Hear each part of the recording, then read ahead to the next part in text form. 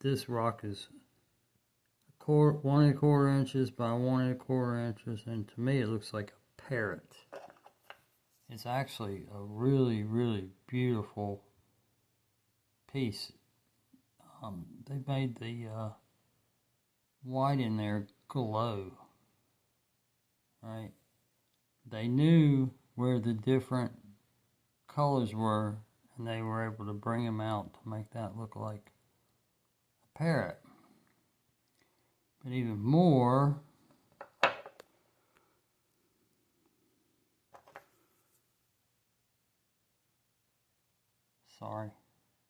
it's got all those incredible little designs carved into it.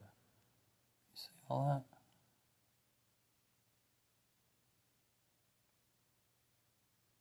It's not natural.